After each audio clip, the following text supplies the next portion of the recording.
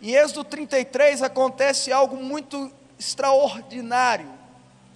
Nessa jornada acontece uma teofania, um encontro visível, uma manifestação visível, clara de Deus, mas de uma forma extraordinariamente poderosa, como não houve antes e talvez não tenha havido depois, para um homem, para a carne, a manifestação da glória de Deus para a carne, para um homem, no caso aqui Moisés, como foi o descrito em Êxodo 33 e Êxodo 34. E eu vou ler com vocês, eu peço que vocês me acompanhem, depois eu vou fazer a contextualização, mas eu peço que você leia comigo a partir do verso 18, eu vou ler do verso 18 ao verso 23, depois eu vou para o capítulo 34, do verso 4 ao verso 8, diz assim: então Moisés, ele disse Moisés para Deus, rogo-te que me mostre a tua glória. E respondeu-lhe: farei passar toda a minha bondade diante de ti, e te proclamarei o nome do Senhor. Terei misericórdia de quem eu tiver misericórdia, e me compadecerei de quem eu me compadecer, diz o Senhor. E acrescentou: não me poderá ver a face, porquanto homem nenhum verá minha face e viverá. Disse mais o Senhor: eis aqui um lugar junto a mim, e tu estarás sobre a penha. Quando passar a minha glória, eu te porei numa fenda da penha, e com a mão te cobrirei, até que eu tenha passado. Depois, em tirando eu a mão, tu me verás pelas costas, mas a minha face não se verá. Agora capítulo 34, verso 5.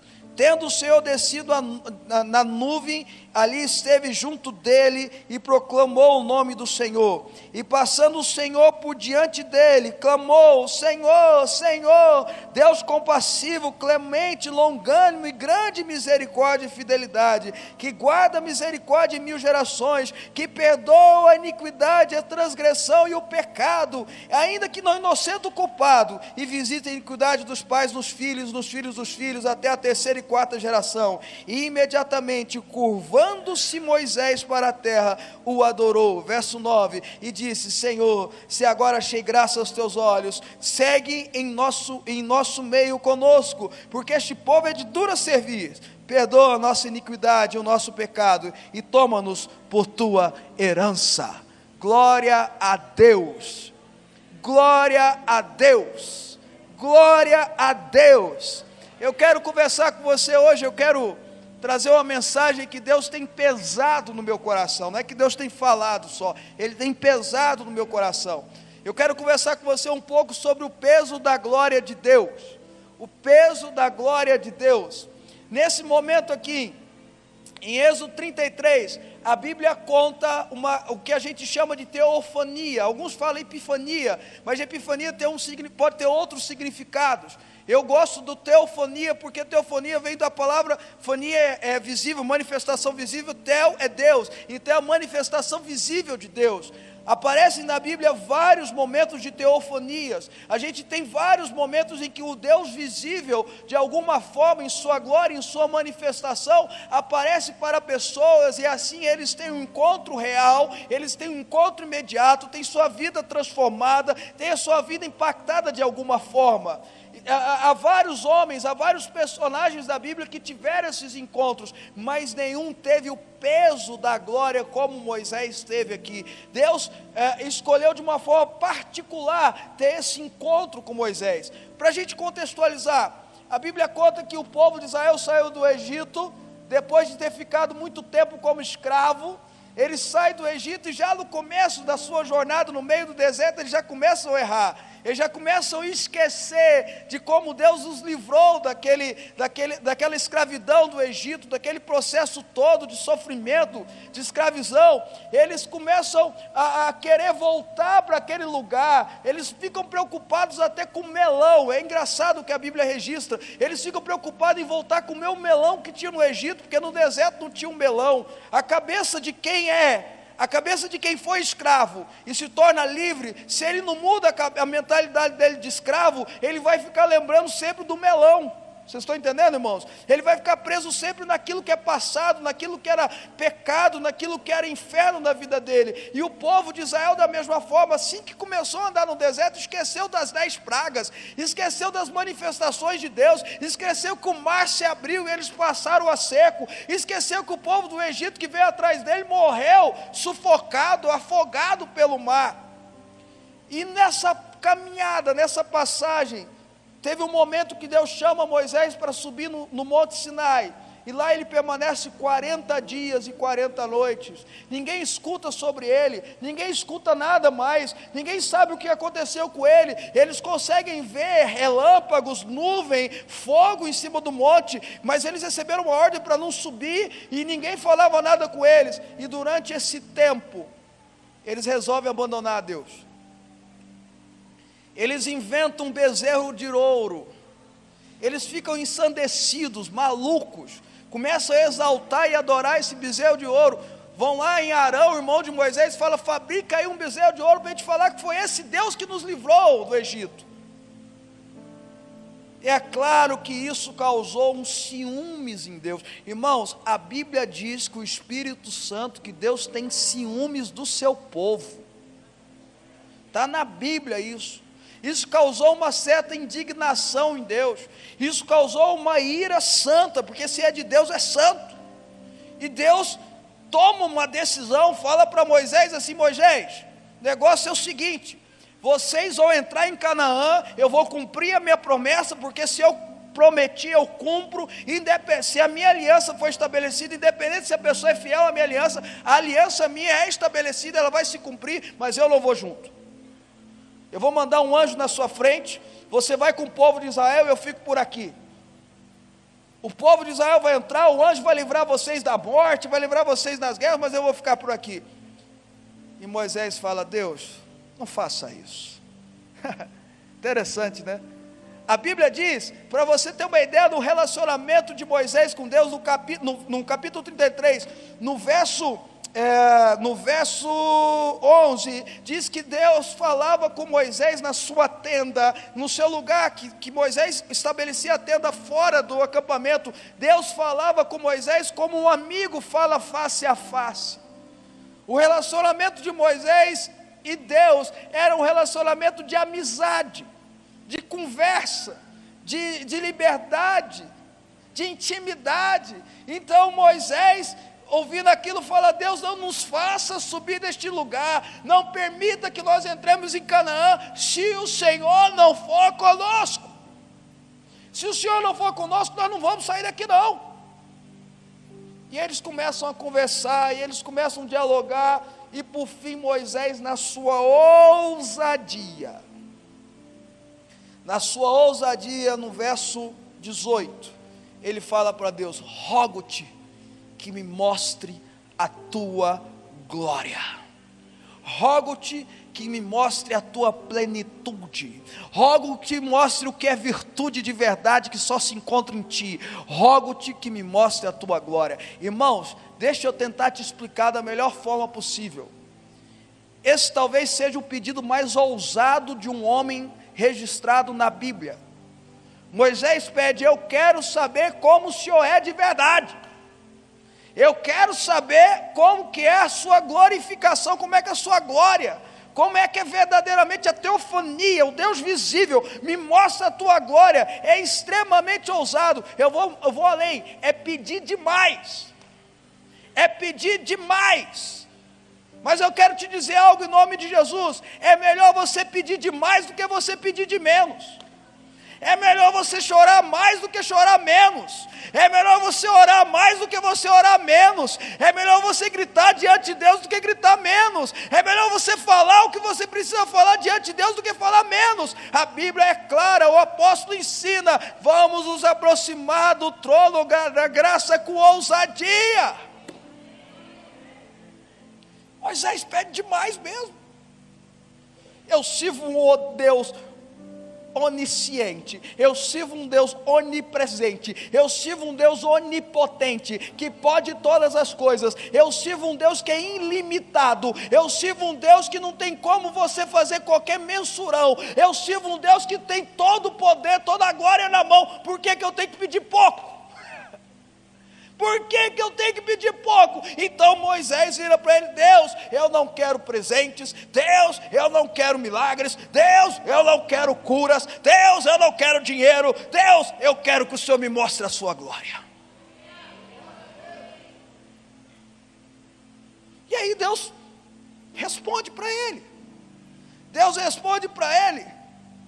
de uma forma extraordinária. Por favor, põe aqui na versão, o verso 19 na revista atualizada, que eu estou lendo. Ele diz assim: respondeu-lhe, farei passar toda a minha bondade diante de ti e proclamarei o nome do Senhor. Terei misericórdia de quem eu tiver misericórdia e me compadecerei de quem eu me compadecer. Deixa eu falar um pouquinho da glória de Deus, porque Deus toma uma decisão aqui. Ele toma uma decisão na sua soberania: farei passar toda a minha bondade diante de ti. Farei é uma palavra de decisão. Ele toma uma decisão divina.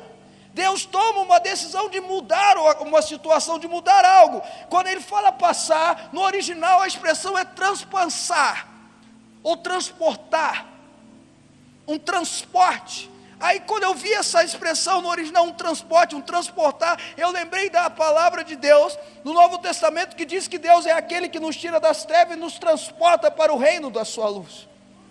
Nos transportar. E aí outra expressão, a minha bondade, no original é o sentido mais amplo da bondade que existe. Então presta atenção: o Deus irado, o Deus que na sua glória estava irado com o pecado, com ciúmes, com tudo aquilo que os homens e mulheres de Israel tinham feito, de forma ensandecida, de forma imoral, de forma promíscua. Ele toma uma decisão para Moisés debaixo do peso da sua glória. Ele toma uma decisão divina. Ele fala: eu vou transportar, eu vou passar diante de você, eu vou transpassar diante de você a minha plena bondade. A glória de Deus é aquela que diante o pecado, diante a maldade, passa diante de nós a bondade manifesta dele. E aí, para que prove o que eu estou dizendo, ele vai além, ele fala: eu vou manifestar a minha misericórdia e a minha compaixão. Eu vou manifestar diante de você a minha misericórdia e a minha compaixão. Sabe o que eu entendo com isso, irmão? Deus estava dizendo para Moisés: Moisés, você me entendeu. Moisés, você me compreendeu. O que talvez só Abraão até agora teve, você conseguiu. Porque Abraão, quando viu que Deus tinha decidido destruir Sodoma e Gomorra, ele começa a conversar com Deus. Ele começa a dizer: Deus, mas se tiver 50 ali, o Senhor vai destruir? Não, não vou destruir. E se faltar 5 para 50, 45 não destruo. E se faltar 10 para 45? E foi conversando com Deus. Abraão sabia que Deus era misericordioso, que Deus era compassivo, que ele ficava irado com o pecado, que ele ficava irado com os erros, que ele ficava irado com as falhas, que ele ficava ciumento com o povo que idolatra. Mas que a misericórdia dele, segundo Tiago, sobressaía, triunfava sobre o juízo.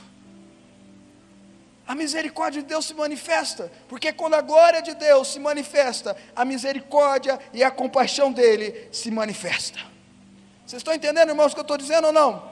Aí a Bíblia diz no verso 20, e acrescentei, Deus fala para ele: você não vai poder me ver a face, porquanto homem nenhum que me vê a face fica vivo.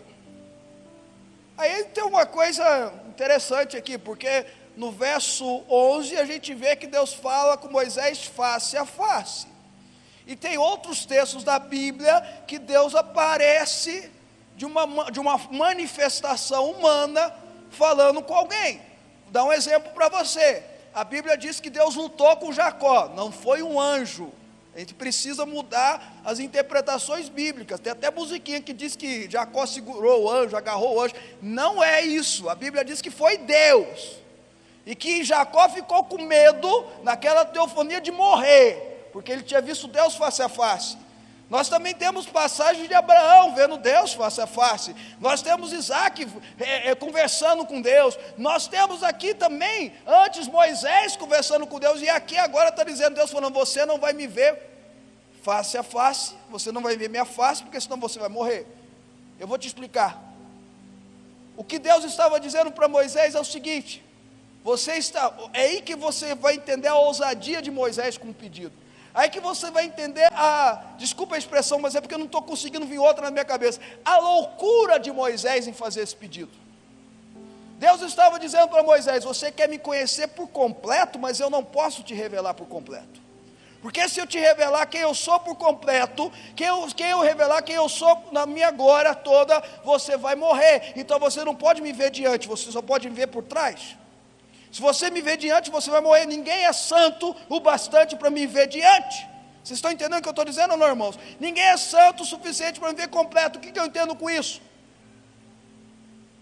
O Deus eterno se revela ao homem em fases, em fases, em fases, em processos. Ele não pode revelar de uma vez. Se ele revelar de uma vez, eu e você não aguentamos.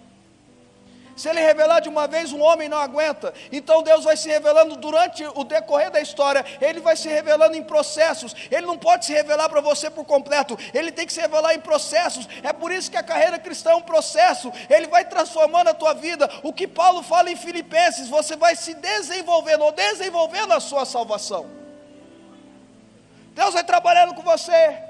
Deus vai lutando contra a sua carne, como lutou contra Jacó. Deus vai mudando o seu nome de Jacó para Israel. Deus vai tocando na sua coxa para você ficar marcado para o resto da vida. Ele vai tocando na sua vida, Ele vai transformando em você, até que você chegue o que Paulo fala, a estatura de varão perfeito.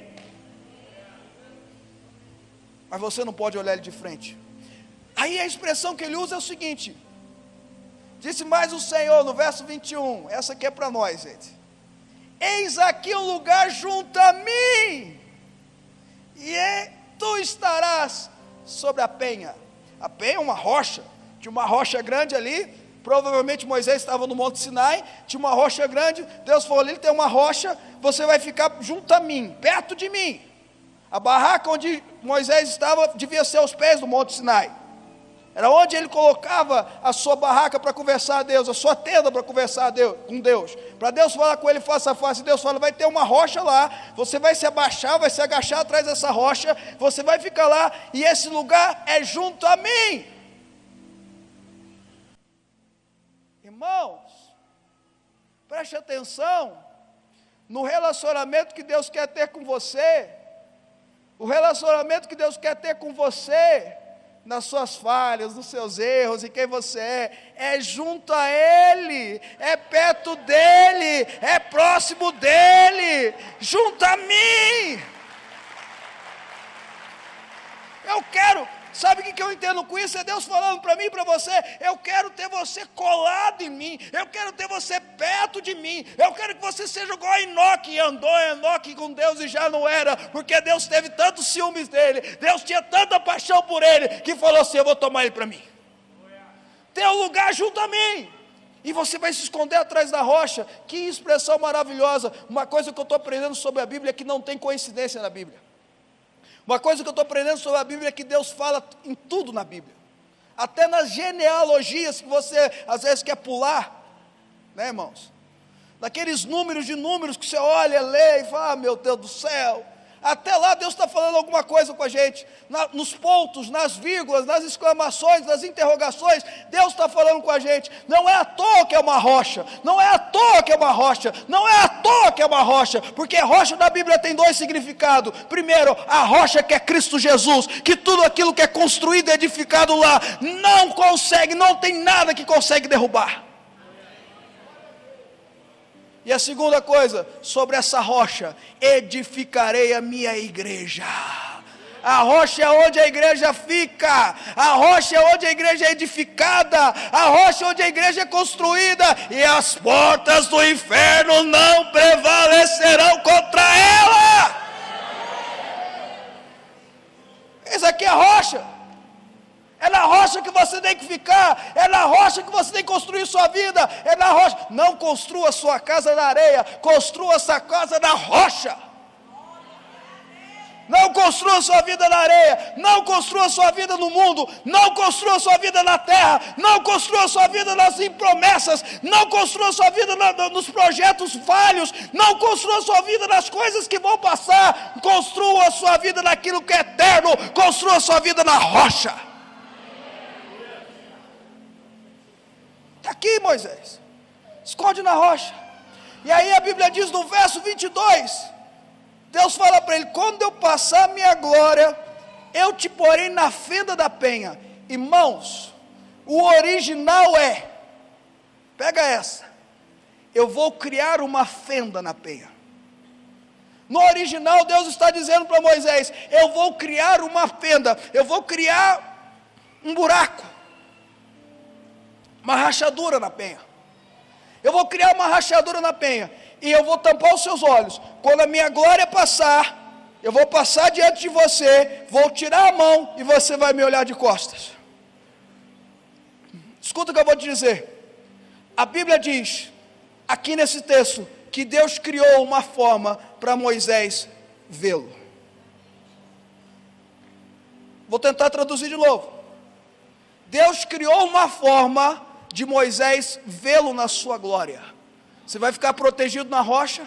Minha mão, a Bíblia diz que Deus fala: minha mão vai estar te cobrindo. É a mão do Senhor que te guarda, é a mão do Senhor que te livra de todo mal, é a mão do Senhor que te protege, é a mão do Senhor que sobre você te esconde dos seus inimigos, é a mão do Senhor que te capacita para lutar contra o inferno.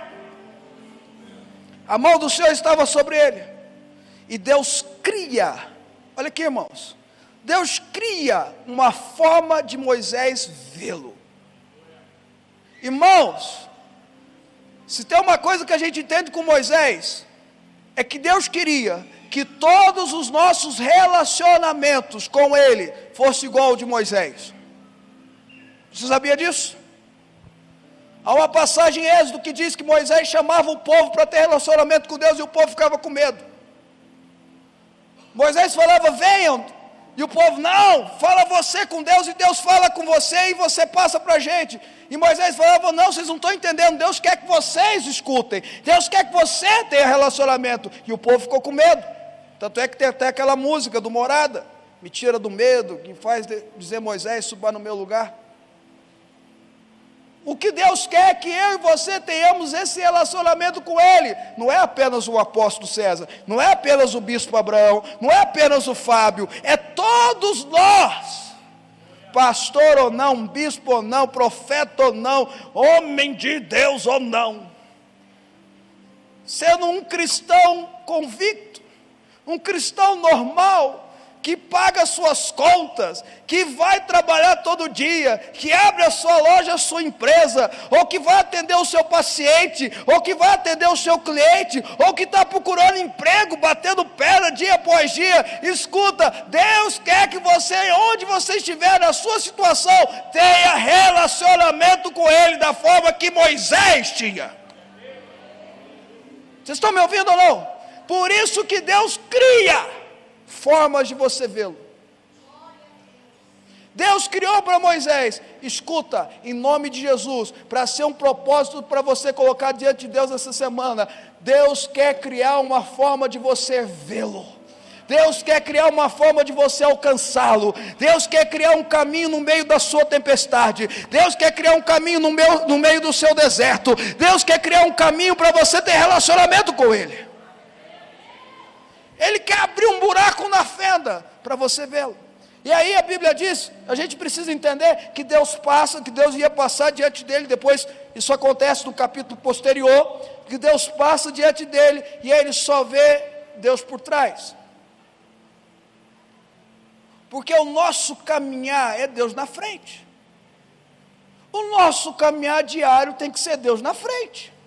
Porque Deus quer que a gente siga os seus passos. Não é Ele que se amolda aos meus padrões, sou eu que me amoldo aos padrões dEle. Não é Ele que tem que se adequar à minha vontade, às minhas ofensas, às minhas preocupações, às minhas ansiedades, aos meus achismos. Não é isso. Eu que tenho que saber qual é o achismo dele. Eu que tenho que saber qual é o padrão de vida dele. Eu que tenho que segui-lo, é ele que vai me seguir. Eu que tenho que adaptar minha vida aos princípios dele. Eu que tenho que me moldar segundo os padrões dele. Então eu vejo ele por trás. Eu sigo ele. Deus, o senhor está indo para onde? O senhor está indo para a direita? Estou atrás do senhor. Pode ir na minha frente. Vocês estão entendendo ou não, irmãos? Não é o contrário. Sabe qual que é um grande problema de pessoas? E aí quando entra na igreja o problema é mais sério. Porque subentende que quem está na igreja está recebendo de Deus, está recebendo da palavra, está recebendo do Espírito Santo, então já tinha que ter aprendido isso. As pessoas acham que Deus tem que se moldar a elas. As pessoas acham que Deus tem que se enquadrar a elas. As pessoas querem botar regras em Deus. As pessoas querem que Deus se amolde dos nossos padrões, as nossas vontades. Deus não é assim. Pelo contrário, muitas das vezes, como um pai, olha só o que o apóstolo Paulo fala, um pai que ama é aquele que disciplina o seu filho. Se Deus te ama, Ele vai te disciplinar, e Deus te ama. Um bom pai é aquele, quem fala isso é a Bíblia, o bom pai é aquele que educa o seu filho. Deus é um bom pai, Ele vai te disciplinar, Ele vai te educar, e como um bom pai, muitas das vezes Ele vai falar não para você. Eu sou um ovo lá em casa, duro por fora e molenga por dentro. Já vou aproveitar que eles não estão aqui e vou falar.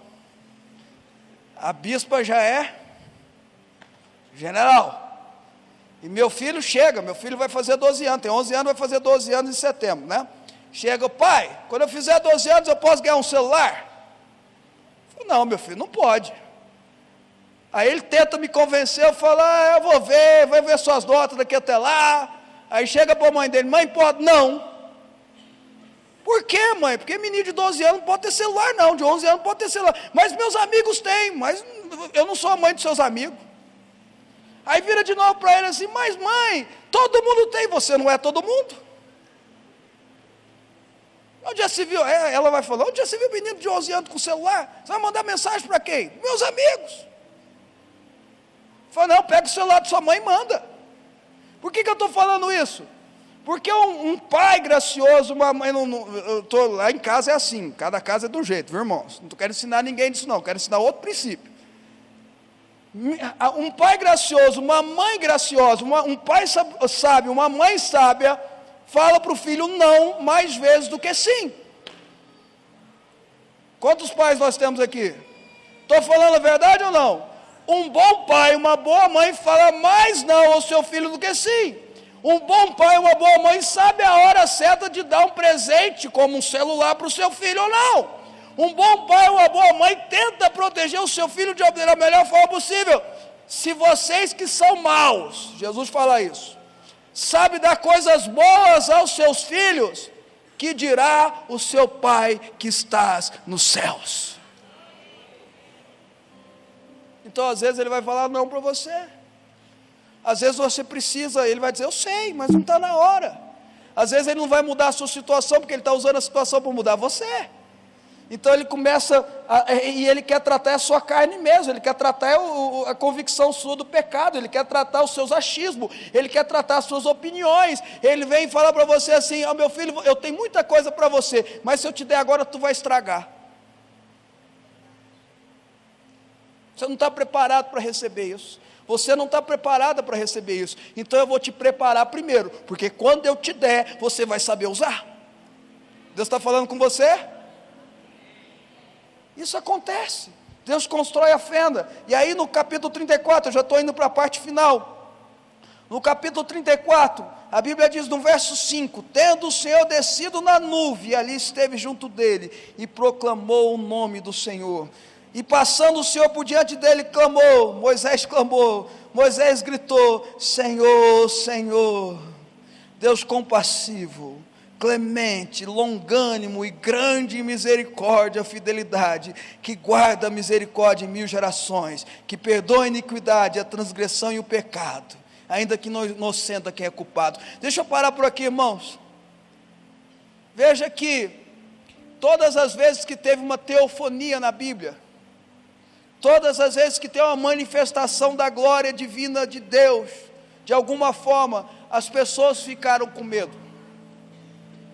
Tanto é que geralmente Deus aparece e fala: não temas. Pode ver na Bíblia. A gente de vez em quando vê esses filmes, esses desenhos, os anjos são tão bonitinhos, né? Tão bem pintadinhos. Esses quadros então da Renascença, então, anjo tudo gordinho, bonitinho, né?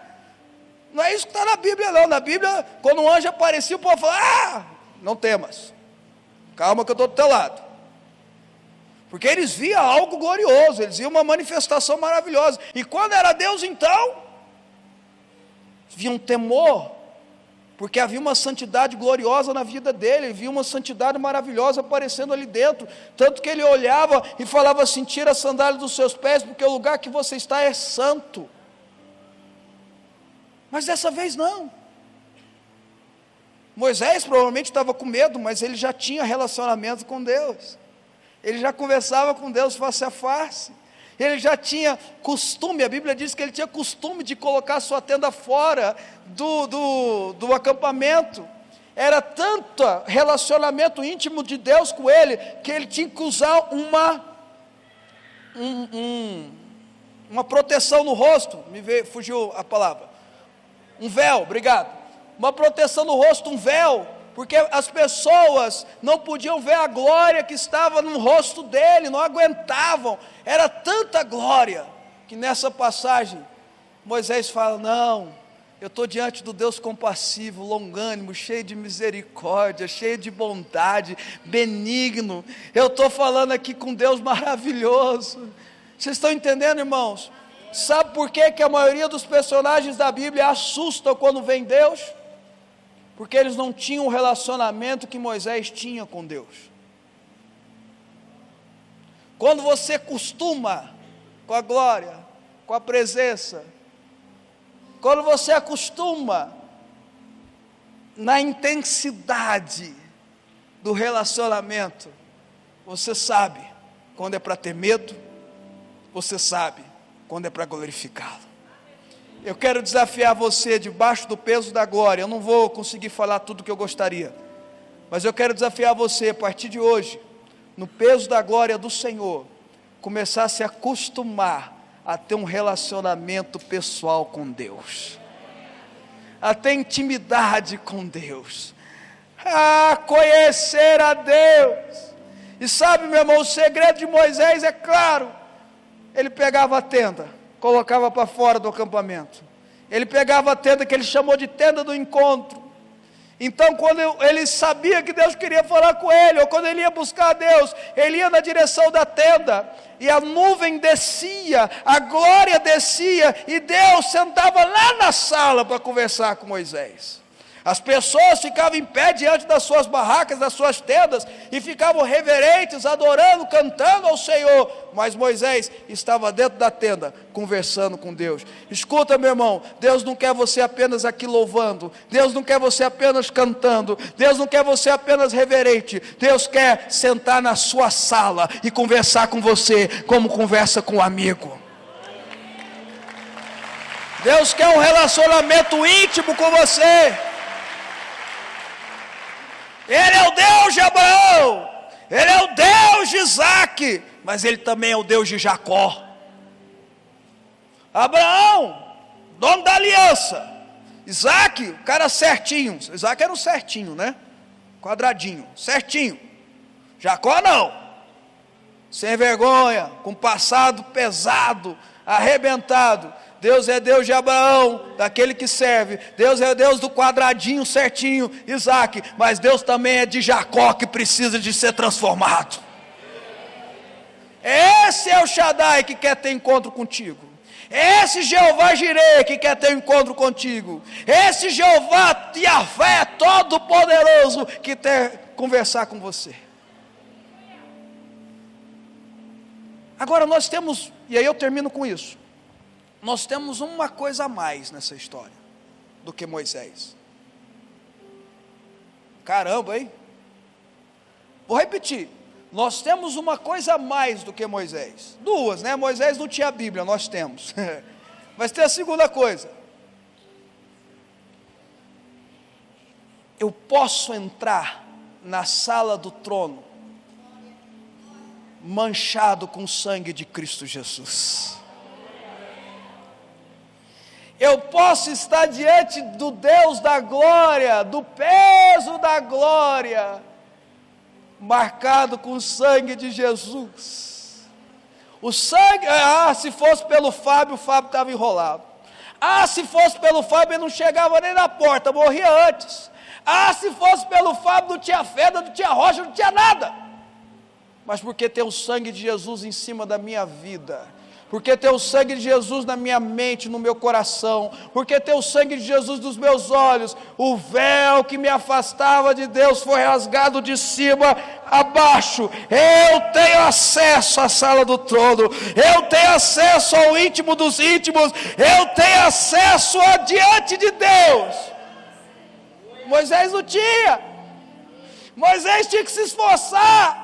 Moisés tinha que ralar para ser santo. Eu preciso ralar para ser santo, é lógico. Eu preciso me esforçar para ser santo. Não existe cristianismo sem cruz. Não existe graça sem arrependimento. Quem fala isso, o contrário disso, está mentindo. Está ensinando heresia. Não existe graça sem arrependimento. Não existe evangelho sem cruz. Vocês estão me ouvindo ou não, irmãos? Mas eu tenho um a mais. Eu ralo, mas eu erro. Eu me esforço, mas eu peco. O apóstolo Paulo fala, aquilo que eu odeio, às vezes eu pratico. E aí eu nem vejo, já estou praticando. Quando eu vejo, já estou segurando a pessoa no colarinho assim, e falo, meu Deus, deixa eu soltar aqui. É assim ou não é, irmãos? Ou só eu que sou assim? Que o resto, todo mundo é santo, né? Jesus pode voltar já, né? Então eu estou falando de mim. Às vezes eu erro. Sou falho, tenho meus pecados, mas eu tenho um a mais. Eu tenho o sangue de Cristo Jesus, que se dependesse de mim, eu ia levar uma rajada na hora que eu entrasse. Mas porque Jesus morreu, nenhuma condenação há na minha vida, porque eu estou em Cristo Jesus. Irmãos, termino com isso. Moisés faz a oração: Senhor, anda com teu povo, perdoa os pecados do teu povo, perdoa os pecados do teu povo. E Deus toma a decisão, naquela conversa, no peso da glória dele, ele toma a decisão de entrar junto com o povo. Se Deus não tivesse entrado com o povo, eles não tinham conquistado Canaã. Se Deus não tivesse entrado com o povo, eles não tinham vencido as batalhas. Se arrependa dos seus erros, se arrependa dos seus pecados, e a graça dele vai te envolver, e o Deus Todo-Poderoso vai entrar com você nas batalhas. O Deus Todo-Poderoso vai entrar na terra da promessa. O Deus Todo-Poderoso vai entrar contigo no seu Canaã.